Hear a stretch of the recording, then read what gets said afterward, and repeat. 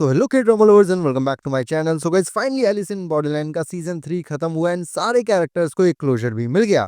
But जिस तरीके से इसकी एंडिंग हुई है उसने कहीं ना कहीं हम फैंस को दोबारा थ्योरीज बनाने पर मजबूर कर दिया है। तो आज अपन इसकी एंडिंग का ब्रेकडाउन करेंगे कि आखिर इसकी एंडिंग में हमें क्या देखने को मिला। तो सबसे पहले थोड़ा कॉन्टेक्स्ट ले लेते हैं। सीजन 3 स्टार्ट होता है जब उसागी अपने फादर को दोबारा देखने की उम्मीद में रियुंजी के साथ बॉर्डरलैंड लौट जाती है एंड अपना आरिसू भी उसके पीछे आता है और दोनों अपने पहले के एक्सपीरियंस को याद कर लेते हैं। एंड फिर स्टार्ट होता है एक नया set of deadly joker games, unpredictable, dangerous और साइकोलॉजिकल। और यहाँ पर आरसू और उसागी की लव स्टोरी को और भी गहराई मिलती है क्योंकि इस बार स्टेक सिर्फ उनके लिए ही नहीं बल्कि उसागी के अनबॉर्न बेबी के लिए भी है। तो गाइस अब आते हैं सबसे ज्यादा शॉकिंग मोमेंट पे, फाइनल ग्रेट गेम। प्लेयर्स को एक मेज ऑफ 16 रूम से गुजरना होता है जिसमें हर एक डोर खोलने के लिए पॉइंट्स लगते हैं। अगर पॉइंट्स खत्म हो गए तो गेम ओवर एंड सबको एक साथ रहना पड़ता है, पर हर डोर के साथ एक ऑल्टरनेट फ्यूचर उन्हें दिखाया जाता है, एक तरह का टेम्पटेशन।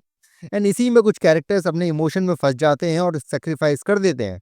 और फिर आता है सबसे इमोशनल मोमेंट, आरिसू का सेक्रीफाइस। जब एग्जिट डोर के लिए नंबर निकलता है और एक बंदे को रुकना पड़ता है तो आरिसू बिना सोचे समझे खुद को ऑफर कर देता है एंड उसागी को जबरदस्ती रियल वर्ल्ड में भेजता है और खुद बॉर्डरलैंड में रह जाता है। बैंडा जो एक मैनिपुलेटिव किलर है और बॉर्डरलैंड में सिटीजन बनने के लिए रुका था, उसका प्लान था आरिसू और उसागी को परमानेंटली गेम में फंसा के रखना।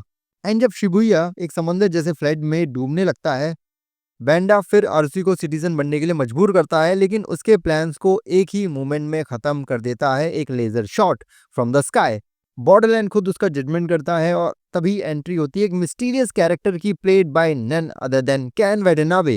एंड ये वॉचमैन एक सिंबॉलिक मिस्टीरियस फिगर है। आरिसू को एक लास्ट गेम ऑफर करता है जो दो कार्ड्स में से चूज करना है, दोनों ही जोकर निकले। यहाँ रिवील होता है कि जोकर कोई इंसान या रूलर नहीं है, जोकर एक सिंबल है, लाइफ और डेथ के बीच के जो गैप्स होते हैं उनका रिप्रेजेंटेशन है। यानी कि जोकर है अनप्रेडिक्टेबिलिटी का सिंबल, एक ऐसा कार्ड जो गेम के रूल्स तोड़ता भी है और बनाता भी है।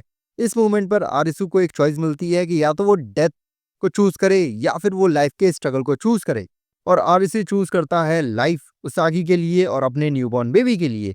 एंड में आरसू और उसागी एक बार फिर रियल वर्ल्ड में लौट आते हैं। अब वो दोनों अपने बेबी के फ्यूचर के बारे में बात कर रहे होते हैं, एक सिंबॉलिक मूवमेंट जहां वो अपनी जर्नी को फाइनली क्लोज कर देते हैं। एंड दूसरे कैरेक्टर भी अपनी नॉर्मल लाइफ में लौट जाते हैं।